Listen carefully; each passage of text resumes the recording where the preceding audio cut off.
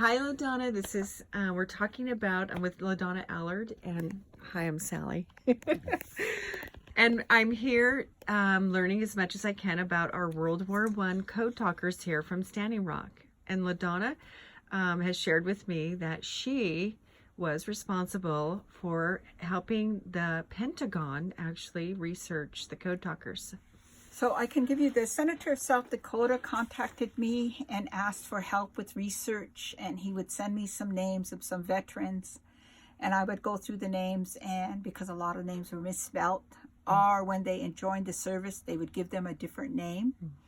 So I helped translate names, find correct spellings, and then find which tribe they came from. And then he said that they were working on the idea of honoring the code talkers. And he was getting a list from the Pentagon, and the Pentagon's papers are sealed, so I cannot look at them. So they told me that they would do the research and they would send me the list of names that have been approved. So they sent me the list of Standing Rock names that have been approved by the Pentagon, saying that these were the legal code talkers. These are the men who carried the radios on their back, and they were the code talkers. And that's how we got the names. It was not like we researched the names and said these were code talkers. No, the Pentagon gave us the names and said these were the official code talkers in the U.S. Army, our military that they were at.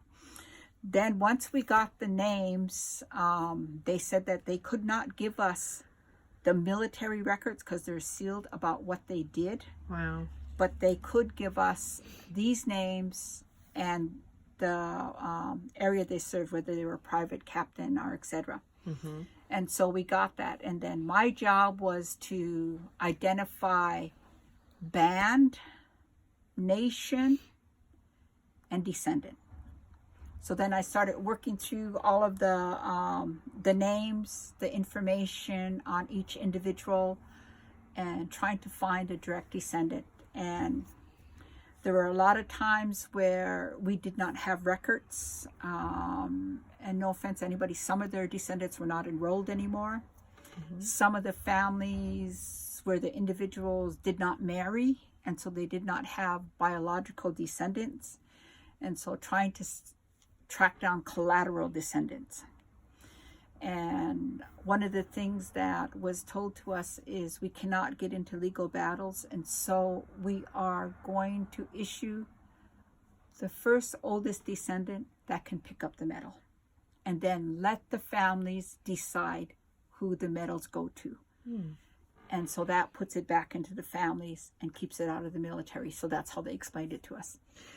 So then we went through and I started submitting each name that was submitted to me, their background, their band, their family, their descendant, and sending a descendant chart to the U.S. Army.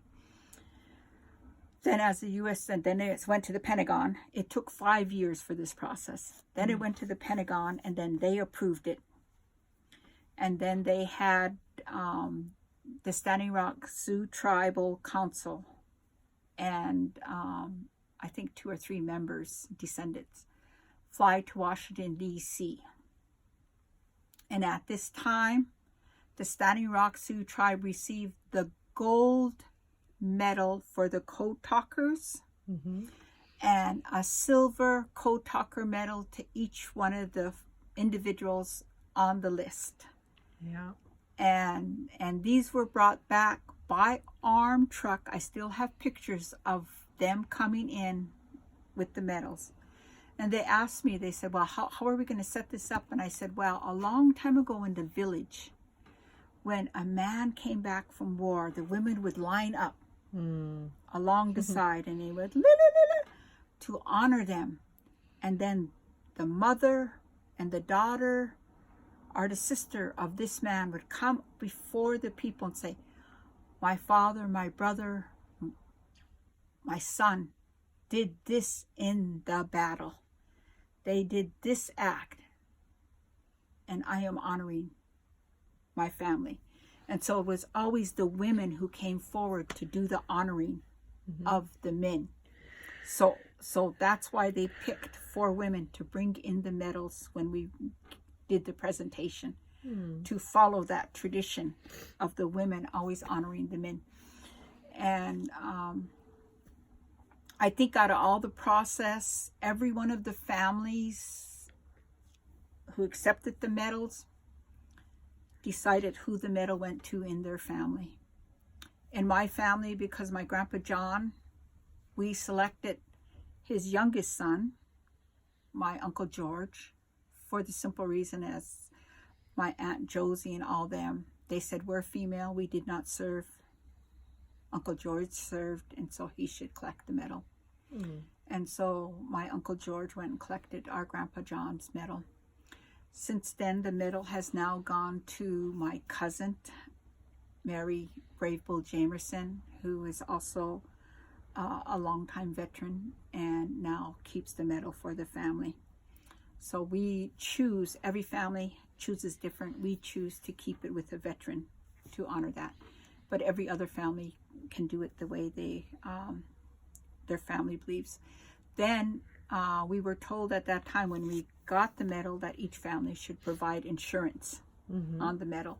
The medal were $10,000 each. The gold medal is $50,000. This is what we were told by the U.S. Army.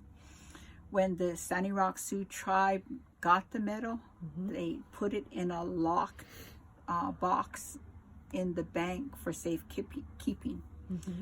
And I hope the tribe remembers that. And so it would be safe. They got, I'm not quite sure how to say that, an imitation of the silver medal to display. Oh, nice. Okay, a replica, imitation. Yeah, a replica of the medal thing. to display. Sure. Well, that makes sense to have that way the most precious item is in a vault and secured. And so from what I understand, the Veterans Office is responsible for that.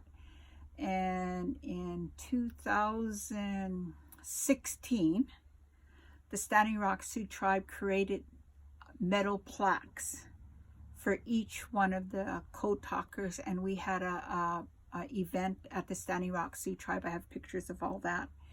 To honor each one of the Codetalkers, and Standing Rock Sioux tribe presented the family with a plaque.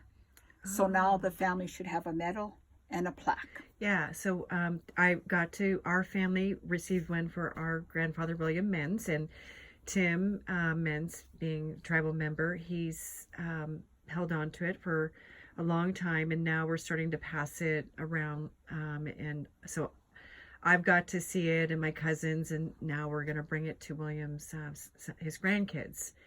But, so yeah, there's a wooden plaque with his name on it and some dog tags. Yes. And is that what Standing Rock Sioux tribe made? Okay, and then the black plaque, did that come from the U.S. government? Yes.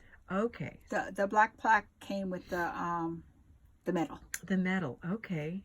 And I happen to have the medal here. Do you want to show them, LaDonna?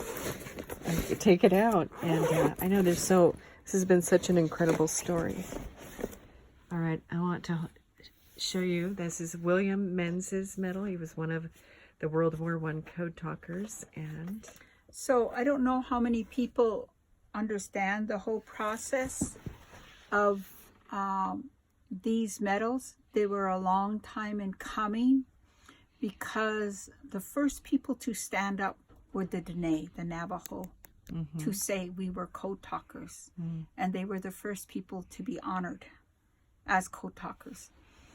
But the rest of the tribes were saying, what about us?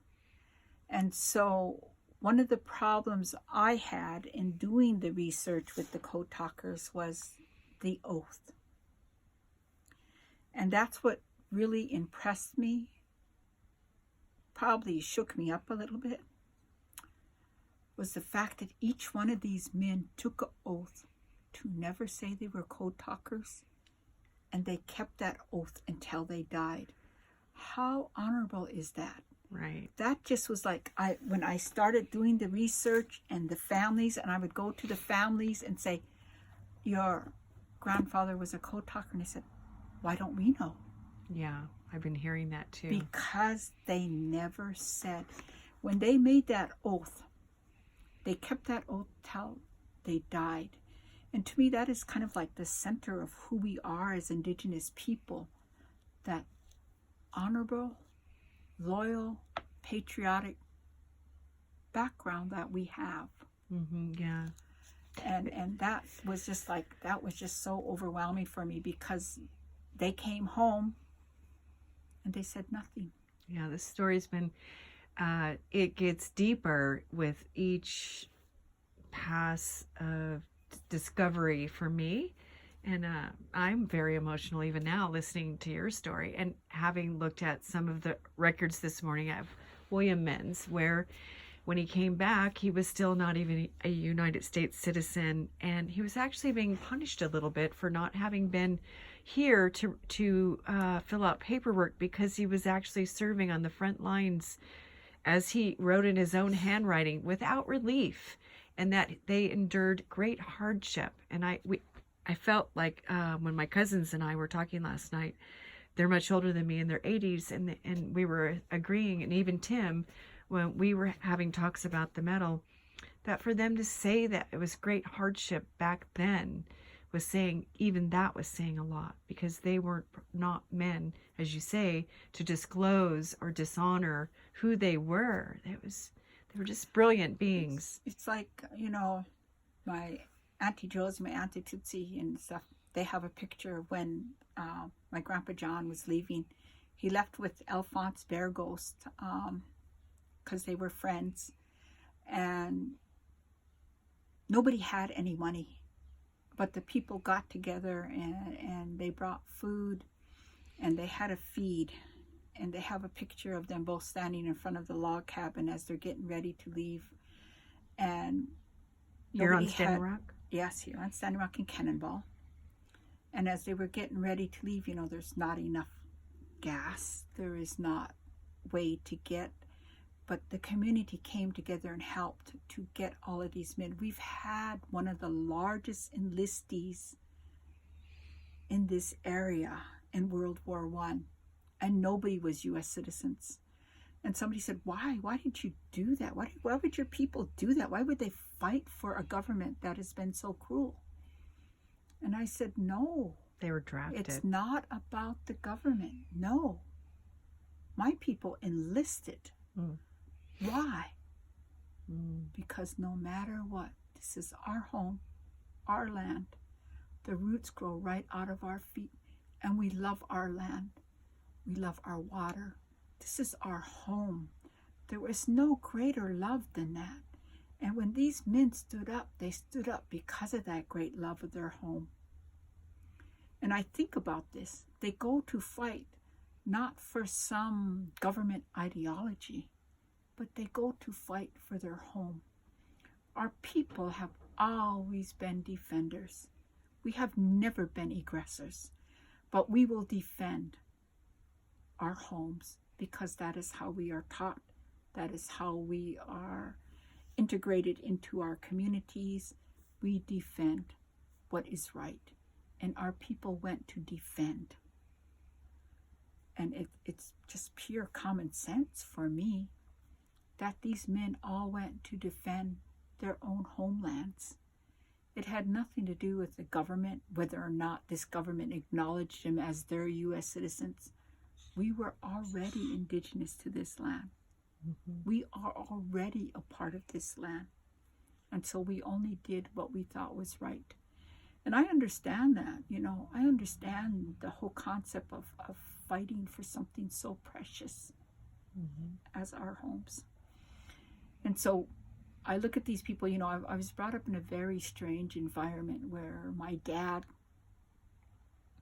I don't care who you are, you didn't sit down when the flag came in. You didn't sit down when they were playing the national anthem. You didn't sit down when that drum was playing the honor song.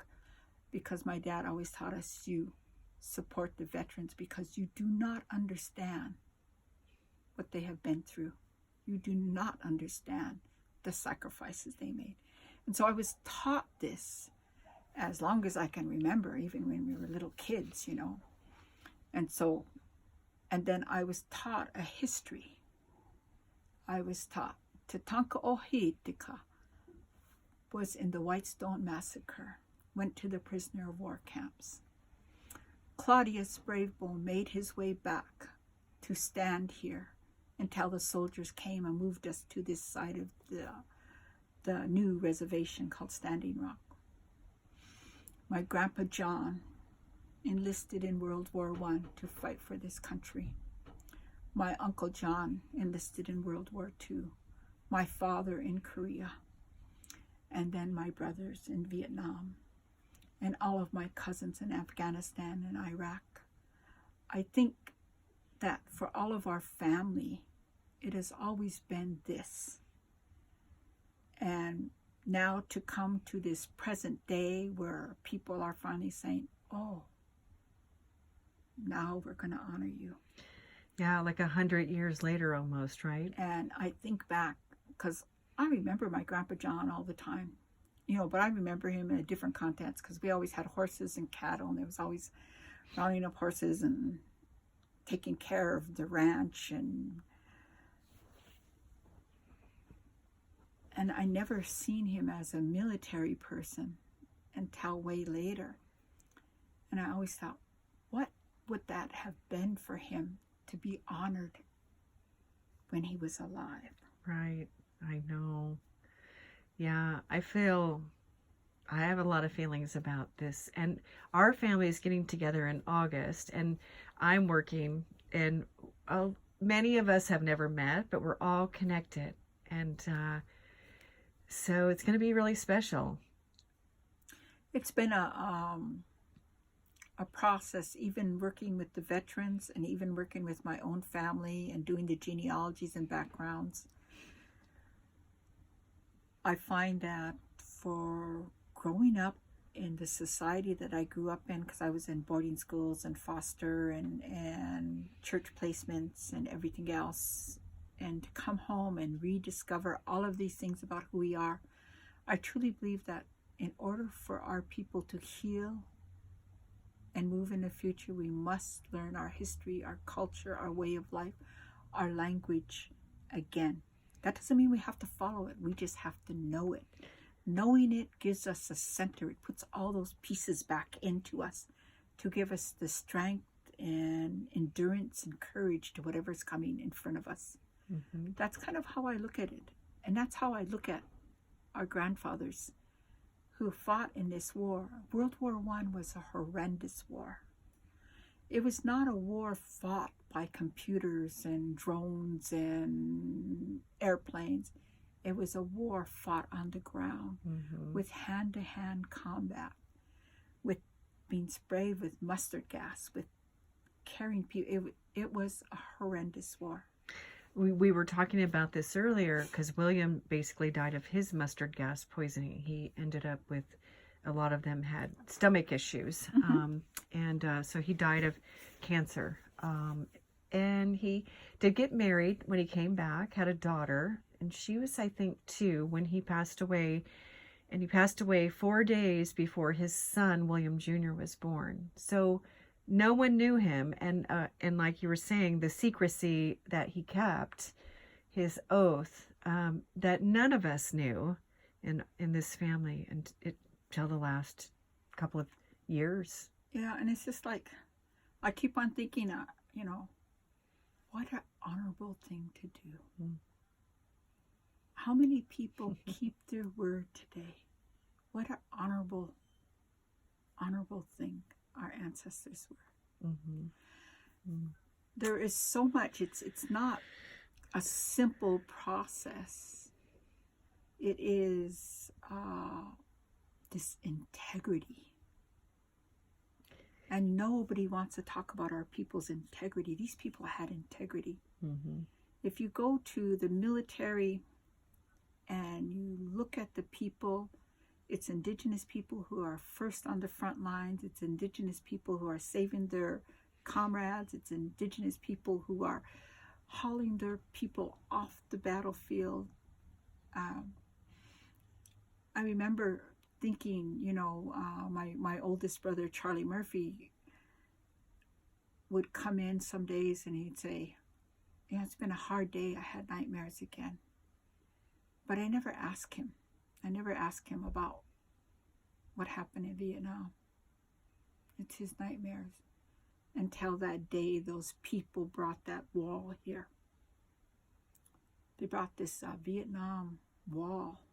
They had a movable wall that they brought with all the names of the people who died at Vietnam. They had it set down at the track field for the school. And I remember watching him get up there, because he's the chairman. He's going to give a speech. Mm-hmm. And he got up there, and he just started crying. Mm. And cried they had to come and get him. And he's like, I'm so shocked. I'm sorry. You just don't understand. Yeah. But there was a lot of people who understood, because there are so many veterans. We have such a high rate of veterans here. So I understand that these World War veterans, they had a lot inside them that they kept inside them that we probably wouldn't even understand.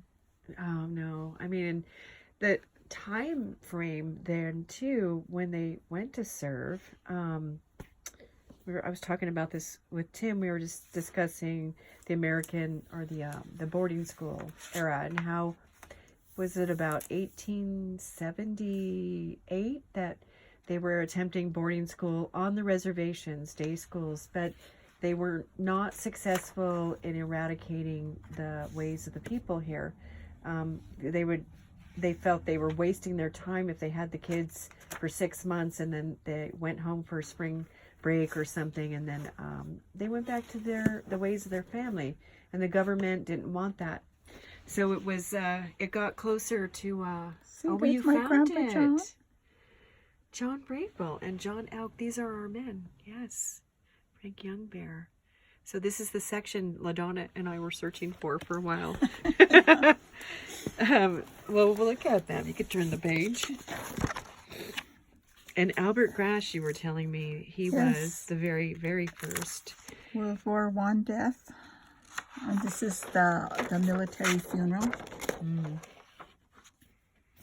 Is he buried? He's buried here in St. Peter's? Oh, in Cannonball. Maybe. Sorry. I did see one. Maybe he is buried up here in the Catholic. Okay. There is a very large tombstone I saw there yesterday, but he's not the only Grass. John Grass. John Grass? Is okay. the chief. Yes, that's His the one. father is the chief. Okay, that's the one that I saw. Oh, okay. Who do we have? Oh, look at a James Two Dog. I was asking you about that. And there's Richard Blueworth and Edward Two Horses. Oh, these are great. Jacob Douglas. His story is amazing because Jacob Douglas is the name they gave him when he enlisted. He's one of the people that... So he's from Spirit Lake, but he was married to a woman from Cannonball. And they gave him the name Jacob Douglas. And so when the family goes back and say, Douglas, because his Indian name is Flea. And in the service, he didn't want to put, I don't know. Right. Yeah. They didn't want to put Flea. And him and his wife had, I think, Gloria owns Pipe, Molly, and Cynthia Ann. Anyway, they had these girls, and when Cynthia was a month and a half old or 2 months old, he died of his war wounds. And so we get to today, and now his great-grandchildren don't even know he exists. And because his name was Douglas, they've like, no, we don't have no non-native blood. And I'm like, no, that's just the name he was given in the army. Right. So they wrote a whole article on him. Oh, and look at, there's Frank Benjamin Zahn. We've been researching him with his niece, Marie Jimenez.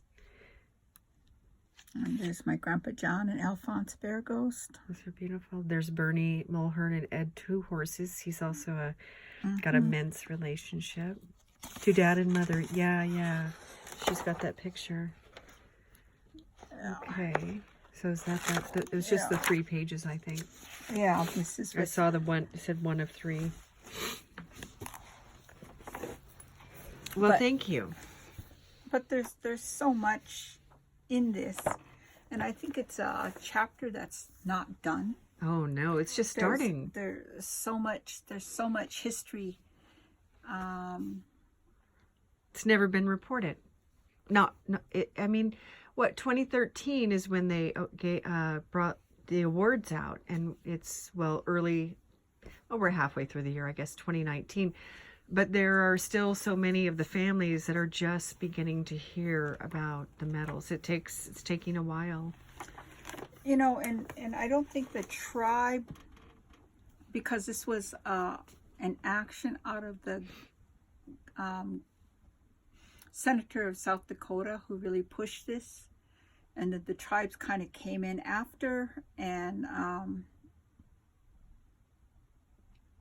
I don't think, the tribes were not given money to do any of the gatherings, so they put together an honoring the best they could. They set a few dollars aside, but I really would like to see a memorial here for the World War I veterans. I know that Codetalkers specifically, but there is memorials all over Standing Rock for the veterans. The new veteran cemetery is going up right now. It'll be a beautiful structure. But there is so much more that needs to be done. Yeah, I was in the cemetery yesterday, and I counted at least 7 or 8 of the Codetalkers really closely buried to each other. I did a short little video of that. But I lost my keys, so I lost my focus on looking for more Codetalker graves. Well, you've got to remember there is 2 lists, the North Dakota and the South Dakota. Oh, okay. So I just have the original list, and I do remember there was more to come, and I do think Menage Hill emailed me that, but I have it in print yet. I don't have it in print. So there's 37 total from Standing Rock? Yes. And well, I think really when you got right down to it, it ended up to be like 35, 36, because a couple of them were from Fort Peck. Oh. Because there is this interrelationship between Fort Peck and Cannonball that goes intertwined. Oh, yeah. And so we had people who stayed on Standing Rock that were from Fort Peck, and Fort Peck people who were on Standing Rock, and so there was all this interchange. And so I had to work with Fort Peck, and I think we turned over 3 medals to them. I have a cousin, Joseph Longy is one of them, and so that's one of my relatives.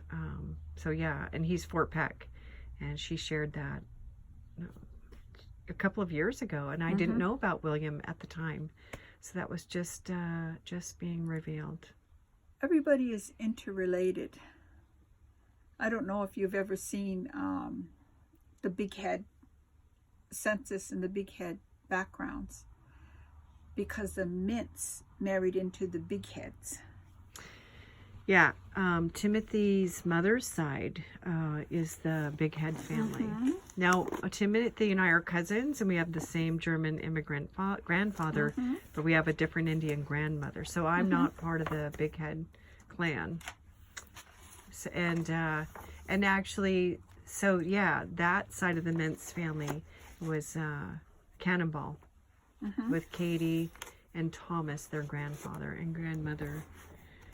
But yeah, Obazawin and several of her kids and lots of grandkids are here in Fort Yates, in the Fort Yates Cemetery.